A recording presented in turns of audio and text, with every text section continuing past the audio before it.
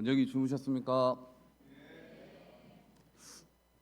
다들 저보다는 다 잘 주무신 것 같아요.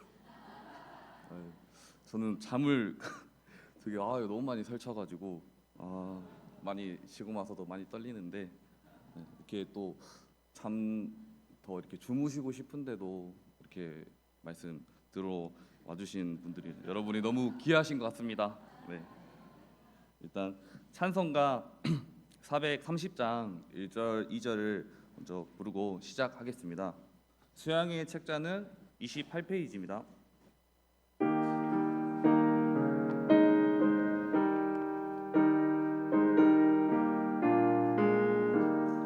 주와 같이 길 가는 것 즐거운 일 아닌가.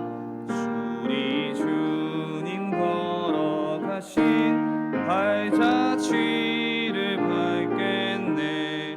한 걸음 한 걸음 주 예수와 함께 날마다 날마다 우리 걸어가리. 어린아이 같은 우리 미련하고 약하나 주의 손에 이끌리어 생명길로 가겠네. 한 걸음 한 걸음 주 예수와 함께 날마다 날마다 우리 걸어가리. 네, 오늘 아침 강의 말씀은 요한복음 15장 1절에서 8절입니다. 수양의 책자 13페이지를 펴주시면 될 것 같습니다. 제가 먼저 1절을 읽으며 함께 교독하시겠습니다.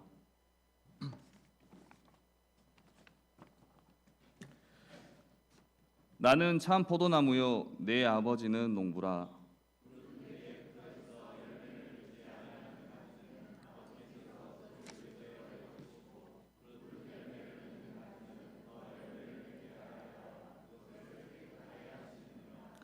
너희는 내가 일러준 말로 이미 깨끗하여졌으니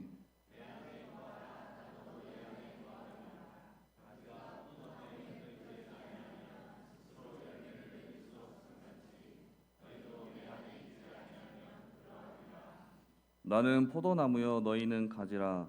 그가 내 안에 내가 그 안에 거하면 사람이 열매를 많이 맺나니 나를 떠나서는 너희가 아무것도 할 수 없음이라.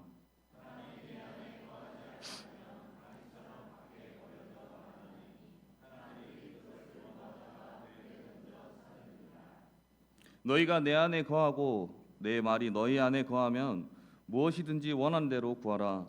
그리하면 이루리라.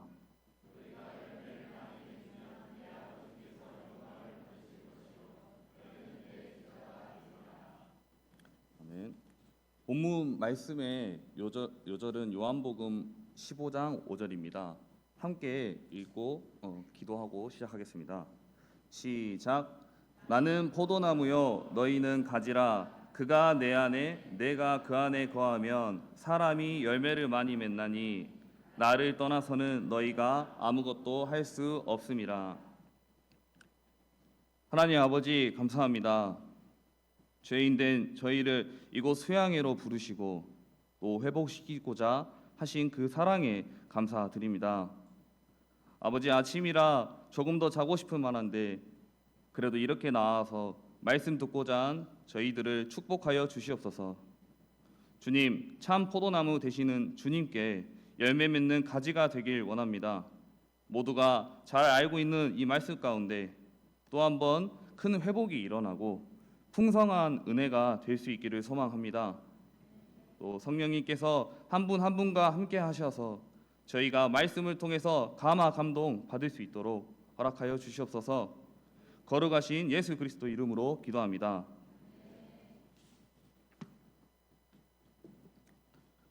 네, 시작하겠습니다. 최근 일하지 않고 쉬고 있는 청년의 수가 50만 명에 이른다는 통계와 뉴스를 보았습니다. 대부분 원하는 직장에 들어가지 못해 취업을 못하고 있고, 그러한 기간이 오래됨에 따라 아예 일할 생각을 포기하는 사람이 늘어나고 있다고 합니다. 많은 젊은이들이 치열한 경쟁 사회에서 실패와 좌절에 지쳐서 아무런 열매를 맺지 못한 채 살고 있는 것입니다. 사람들은 누구나 풍성한 열매를 맺는 삶을 살고 싶어 합니다. 특히나 한참 일할 의욕과 젊음을 가진 청년들은 더욱 그러합니다. 그러나 이렇게 열매를 맺고 싶어도 열매를 맺지 못하는 이유는 무엇일까요? 오늘 말씀은 그 유명한 포도나무 비유로 우리에게 어떻게 하면 풍성한 열매를 맺을 수 있는지 그 비결을 가르쳐 주고 있습니다. 본문 말씀을 통해 이를 배우고 저희 모두가 풍성한 열매 맺는 자들이 될 수 있기를 기도합니다. 예수님께서는 십자가 고난을 받으시기 전 제자들에게 풍성한 열매 맺는 비결을 가르쳐 주십니다. 본문 1절에서 8절은 그 비결을 세 가지로 가르쳐 주십니다. 첫째, 말씀으로 깨끗하게 되는 것입니다. 1절과 5절을 보십시오. 예수님께서는 하나님 아버지와 예수님 그리고 제자들의 관계를 포도나무 비유로 설명하십니다. 나는 참 포도나무요 내 아버지는 농부라. 나는 포도나무요 너희는 가지니. 예수님은 극상품의 포도 열매를 맺을 수 있는 참 포도나무가 되십니다. 또한 제자들과 우리는 참 포도나무 대신 예수님께 붙어있는 가지입니다. 그리고 하나님께서는 이들을 열매가 잘 맺을 수 있도록 포도나무를 가꾸시는 농부이십니다. 구약 성경 이사야서를 보면 이스라엘을 포도원으로, 하나님은 그 포도원을 가꾸시는 주인으로 비유했습니다. 하나님께서는 이스라엘을 포도원으로 택하시고 그들에게 풍성한 열매를 기대하셨습니다. 하지만 그들은 하나님의 기대를 저버리고 교만과 이기심에 빠져 죄악의 열매만 맺었습니다. 그럼에도 하나님은 포기치 않으셨고 극상품의 열매를 맺을 수 있는 참 포도나무이신 예수님을 이 땅에 심으셨습니다. 예수님을 참 포도나무라고 하신 것은 예수님만이 하나님께서 원하시는 생명의 열매를 맺을 수 있는 유일한 포도나무가 되시기 때문입니다. 예수님의 제자들은 이러한 참 포도나무 되신 예수님께 붙어있는 첫 번째 가지들이 되었습니다. 그들은 본래 좋은 열매를 맺지 못하던 곧 들포도나무 가지였습니다. 그러나 예수님의 일방적인 은혜로 택하심을 받아서 예수님께 접붙임을 받게 된 참 포도나무 가지가 된 것입니다. 우리도 역시 과거 죄악의 열매만 맺던 자들이었습니다. 그러나 예수님의 일방적인 택하심으로 참 포도나무에 붙은 가지가 되었습니다. 이는 실로 엄청난 특권과 은혜가 아닐 수 없습니다. 그런데 문제는 참 포도나무 가지가 되었다고 저절로 열매를 맺는 것이 아니라는 겁니다.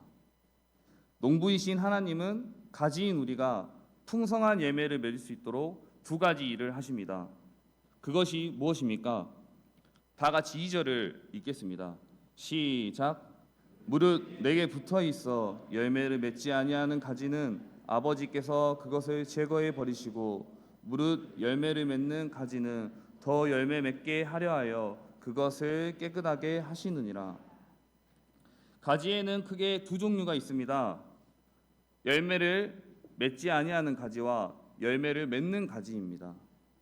이와 마찬가지로 예수님을 믿는 신자 중에도 열매를 맺지 않는 신자와 열매를 맺는 신자가 있습니다. 열매를 맺지 아니하는 자는 어떤 자일까요? 이는 스스로 열매를 맺지 않고자 하는 자입니다.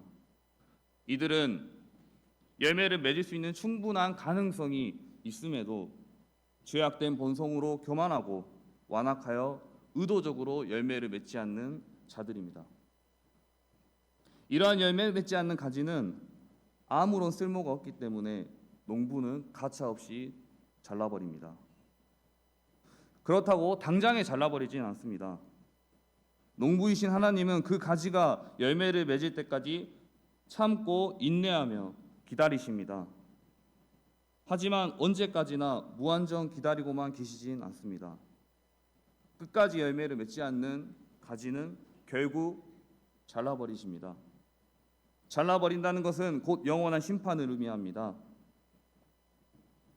그렇다면 열매를 맺는 가지에 대해서는 어떻게 하십니까? 2절 하반절을 보십시오. 무릇 열매를 맺는 가지는 더 열매를 맺게 하려 하여 그것을 깨끗하게 하시느니라. 농부가 원하는 열매는 질 낮은 열매가 아니라 품질도 좋고 당도도 높은 극상품의 포도 열매입니다. 때문에 농부는 열매를 맺는 가지라고 그저 가만히 내버려 두지 않으십니다.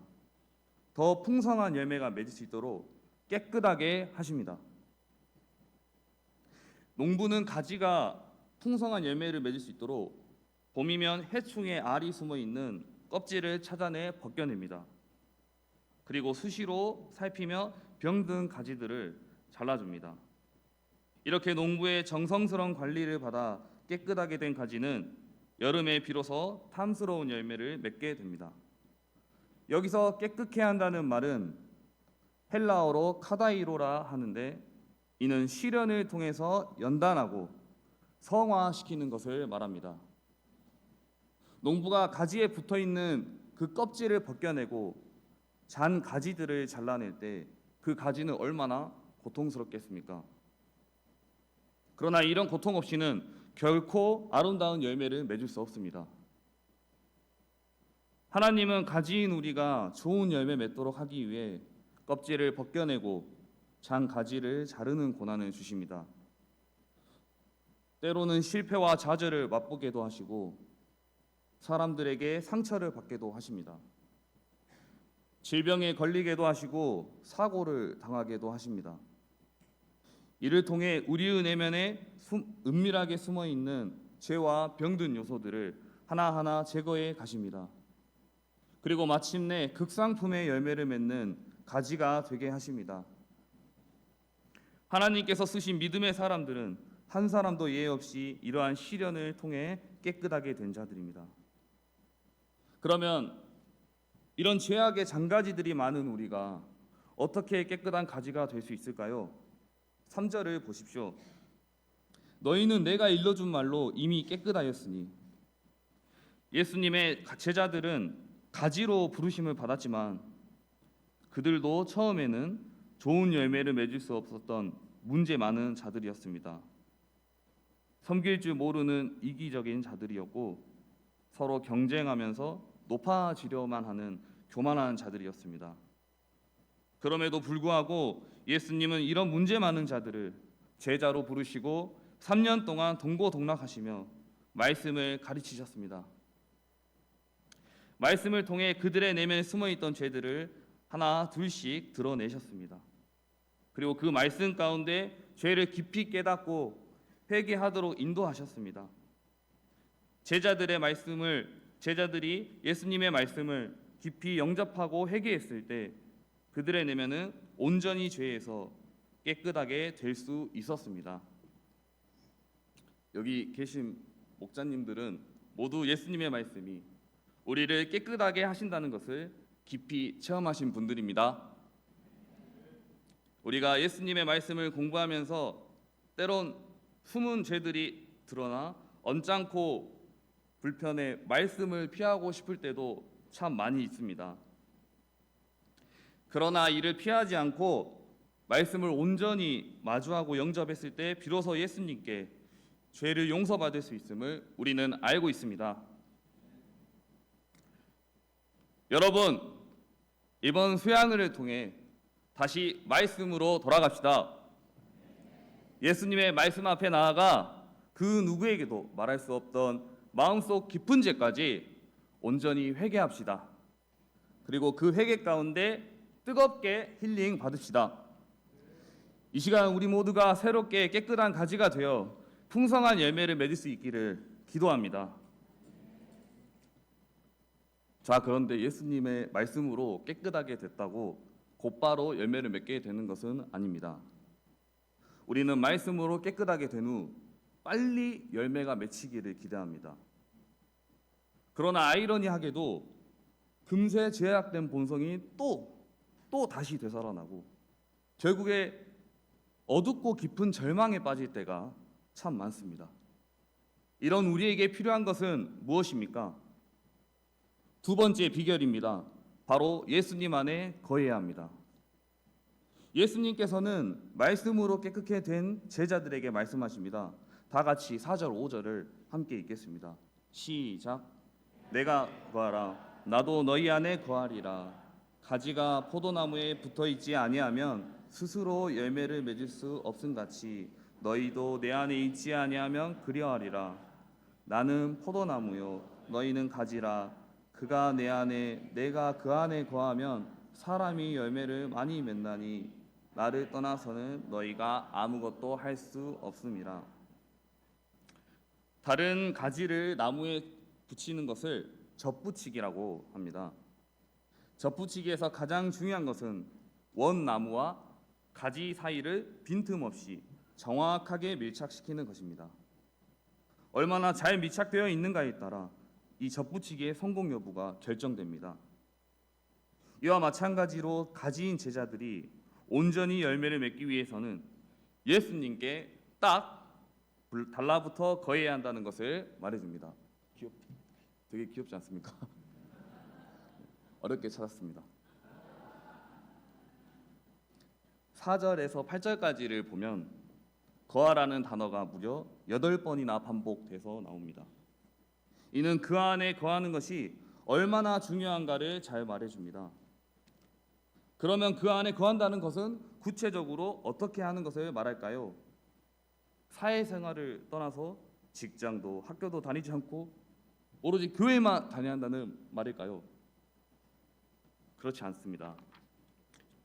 예수님 안에 거하는 것은 삶의 현장에서 예수님과 영적인 연합을 이루며 살아가는 것을 말합니다. 모든 상황 속에서 예수님을 생각하며 그분의 성품을 따라 사는 것입니다. 과연 예수님은 내가 이 상황에 어떻게 하길 원하실까? 이렇게 생각하며 예수님의 뜻 가운데 살아가는 것을 말합니다. 우리는 선한 목자이신 우리 예수님의 그러한 마음을 품고 그 뜻을 행하며 살아야 합니다.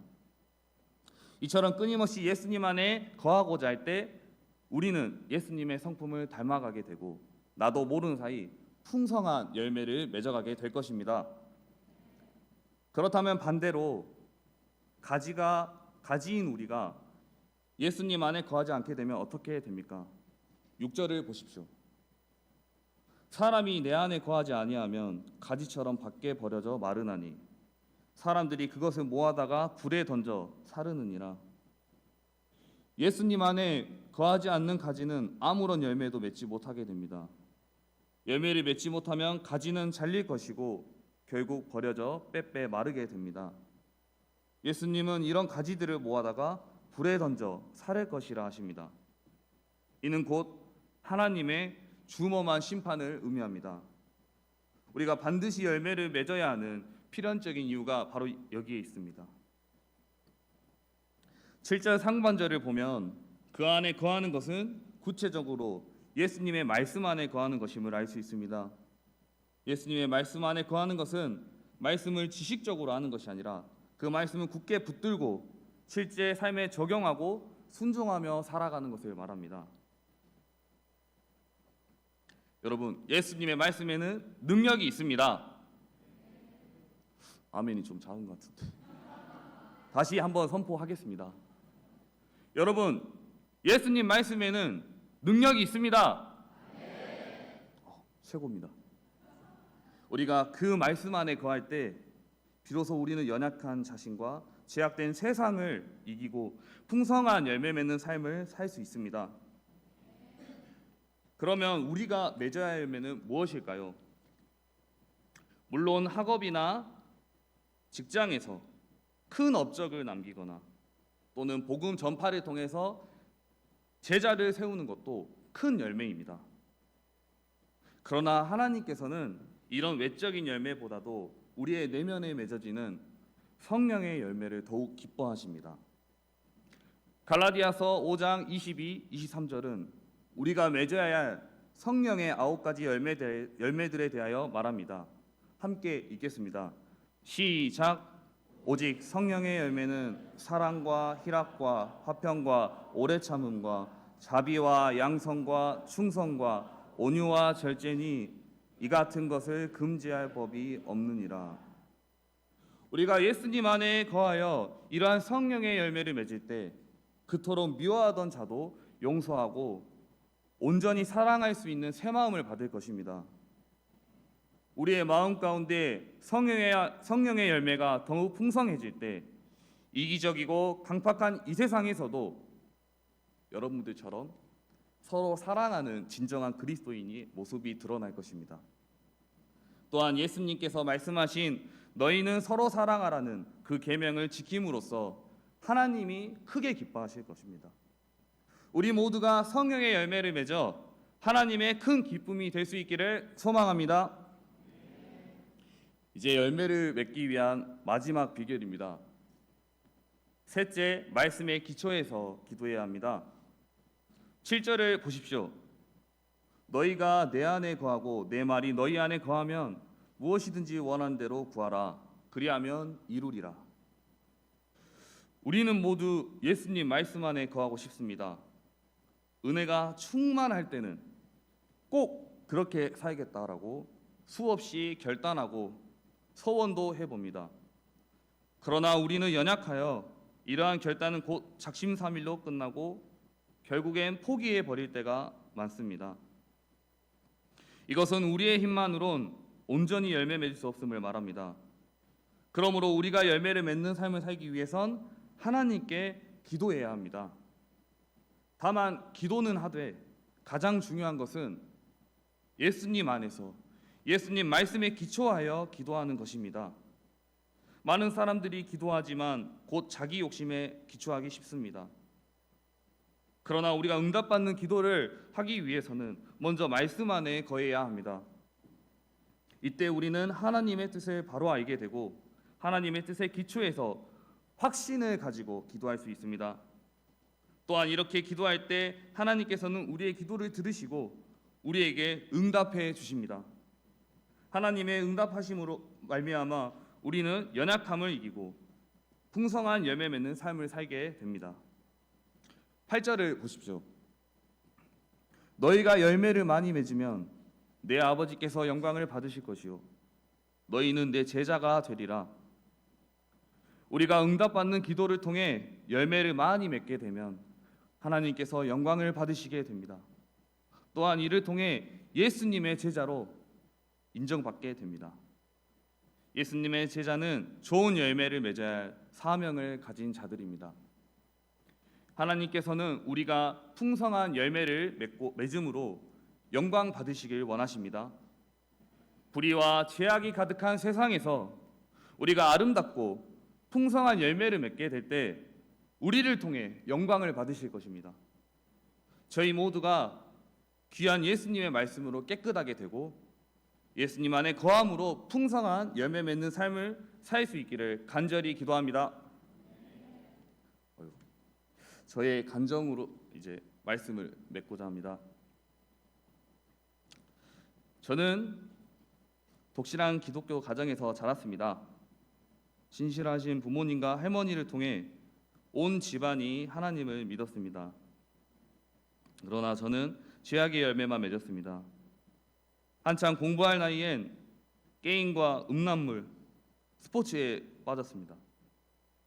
또 사회에 나와서는 하루에 한갑은 피워야 할 지독한 흡연자로 살았습니다. 참 부끄럽네요. 이런 저는 삼남일녀의 맞이지만 동생들의 든든한 울타리가 되어주지 못했고 상처만 주는 트러블 메이커였습니다. 늘 강압적이고 신경질적이었으며 또 거만하고 이기적이었습니다. 집안에서 별명이 테틀러였습니다.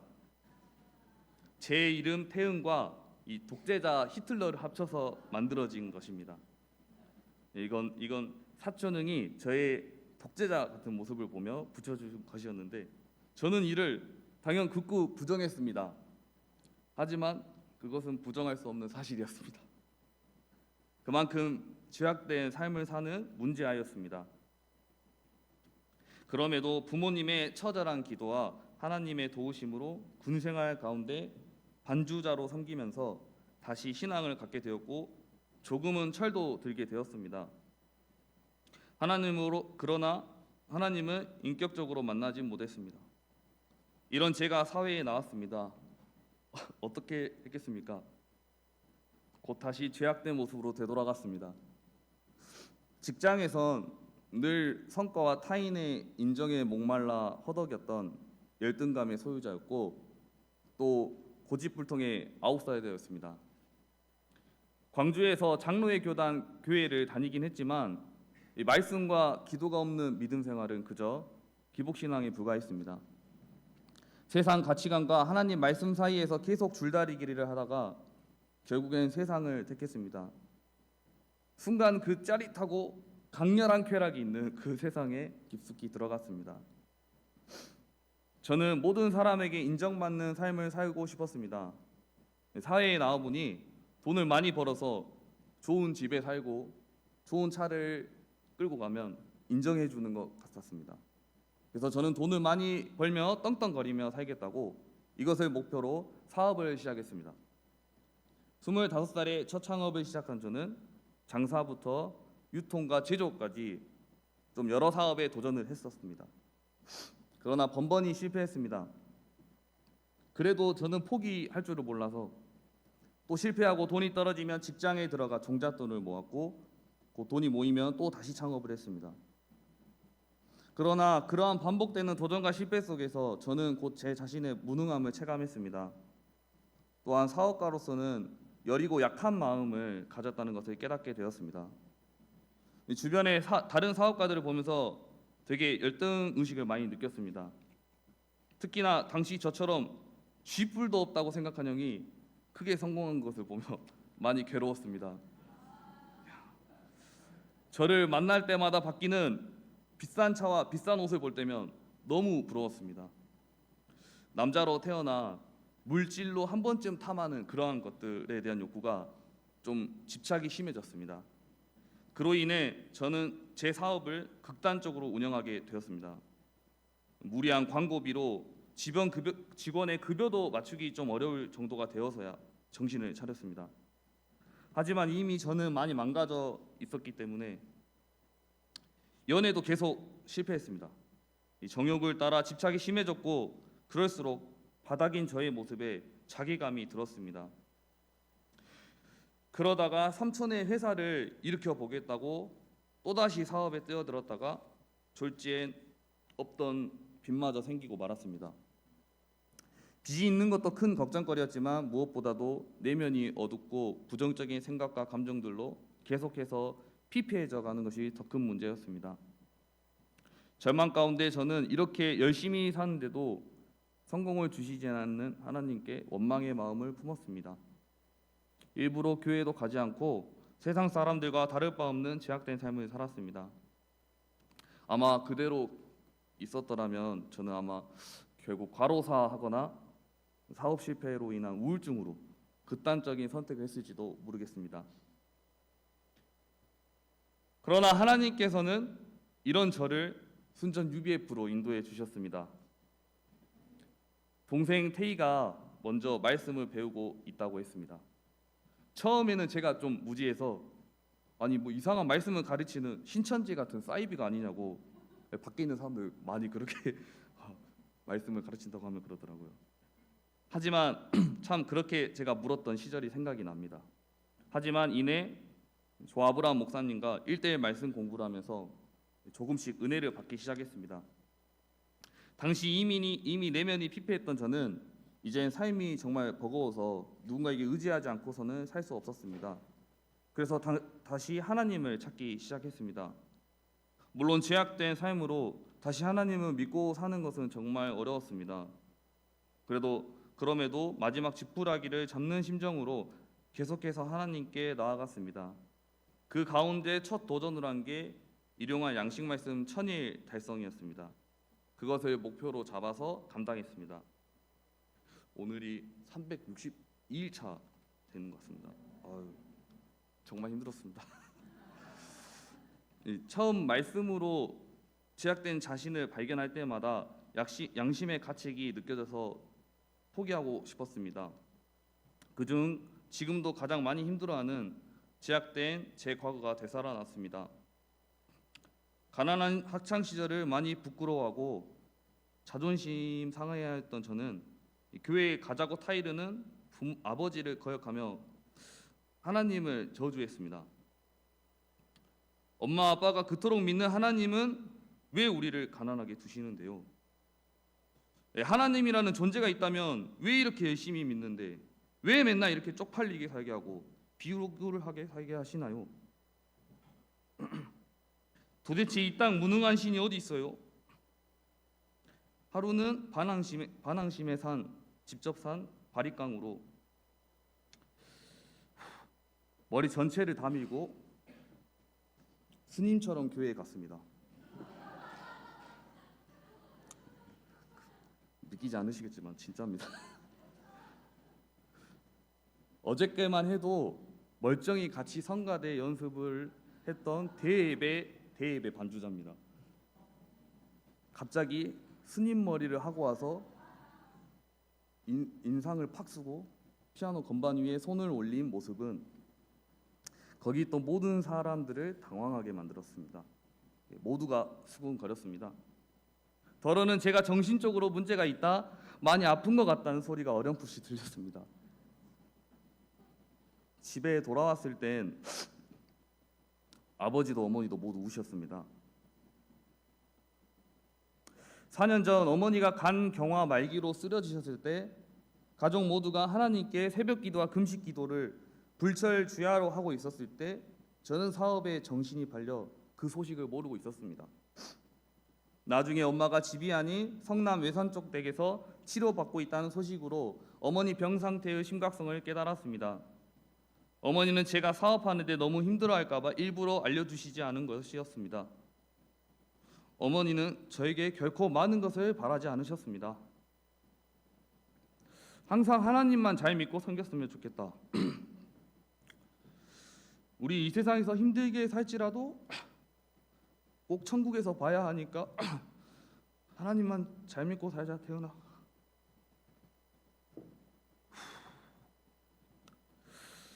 아버지는 어린 시절 사고로 한쪽 눈을 다치셨지만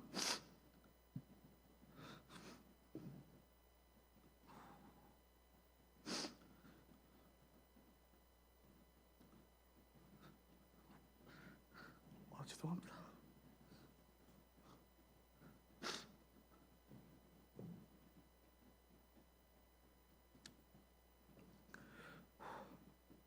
오직 한쪽 눈으로 하나님을 가장 섬기며 저희 사남매를 결코 힘들다는 말씀 한마디 없이 키우셨습니다. 29살 제 나이 평생토록 날마다 새벽 3시 30분이면 일어나셔서 교회에 가셔서 저와 제 동생들을 위해 기도하셨습니다. 교회에 가지 않고 심히 반항하고 거역했던 그런 저의 손을 잡으며 그저 말없이 우셨던 그런 아버지의 모습이 떠올랐습니다.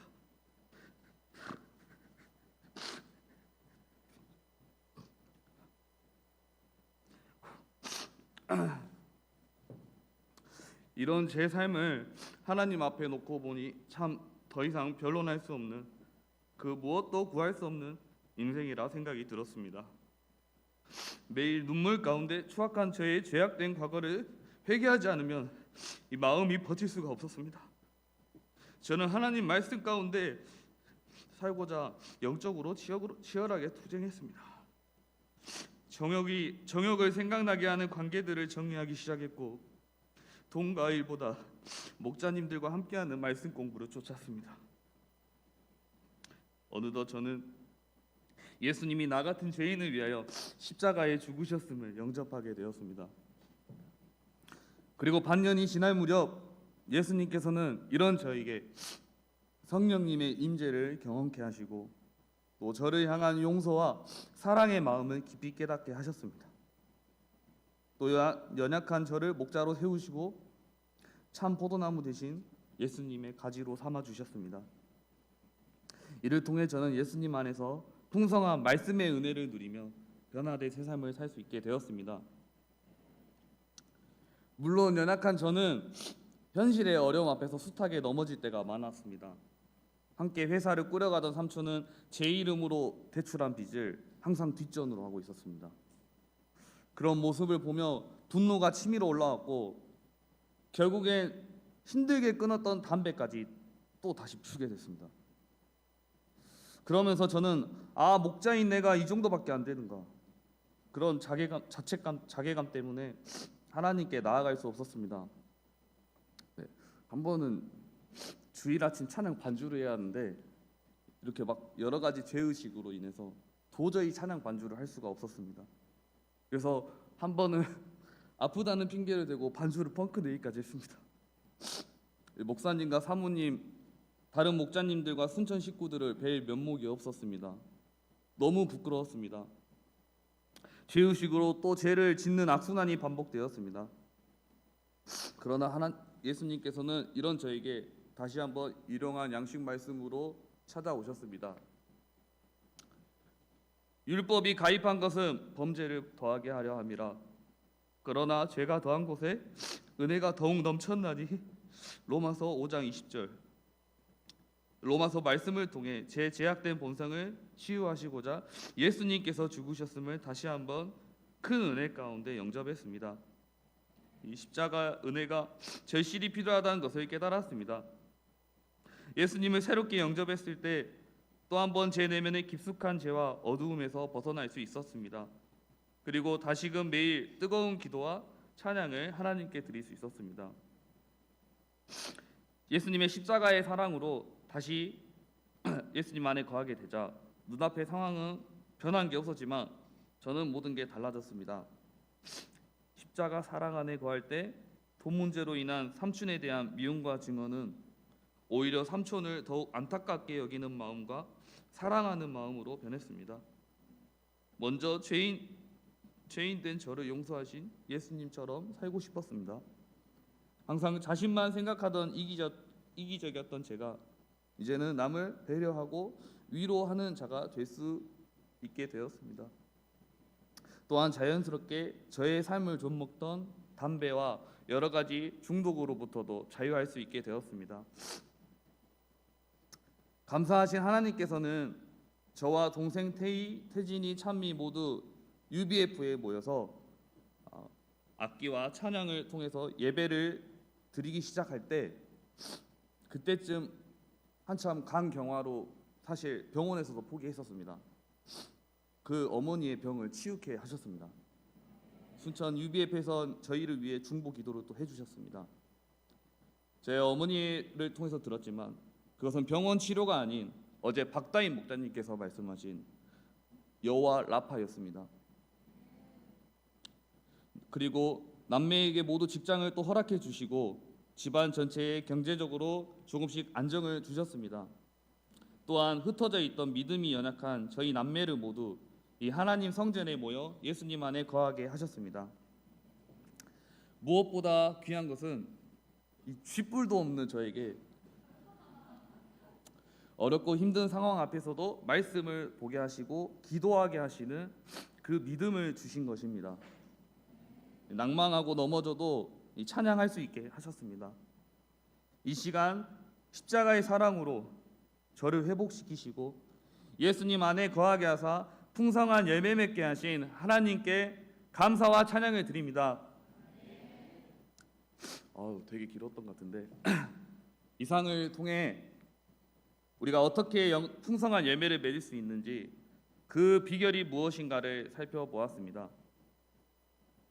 그것은 곧 예수님의 말씀으로 깨끗게 되어 예수님 안에 거하는 삶을 사는 것입니다. 여러분은 지금 예수님 안에 거하고 있습니까? 목소리가 아닌 것 같은데 여러분, 아니면 예수님 밖에서 죄악의 열매만 맺고 있습니까?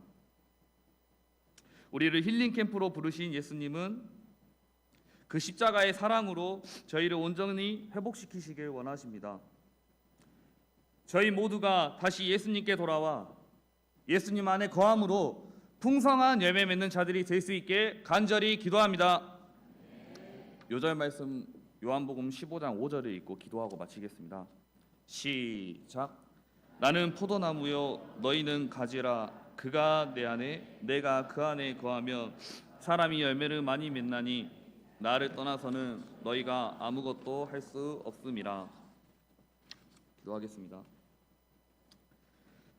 죄와 허물밖에 없던 저희를 구원하신 주님, 그 은혜에 참 감사합니다. 포도나무 되시는 주님을 떠나 죄악된 열매만 맺었던 인생을 구원해 주셔서 감사합니다. 주님, 이제는 이 은혜를 잊지 않고 살길 원합니다. 아버지의 말씀으로 덧붙임 받게 된 저희가 믿음이 더욱 자라나고 풍성한 열매 맺을 수 있기를 간절히 원합니다. 남은 수양의 시간 동안 말씀으로 더욱 온전케 하시고 치유하여 주시옵소서. 뜨겁게 임하시는 성령 가운데 새 마음을 허락하여 주시고 이후 시간 주님의 십자가의 사랑을 풍성히 체험할 수 있기를 인도하여 주시옵소서. 거룩하신 예수 그리스도 이름으로 기도합니다. 아멘.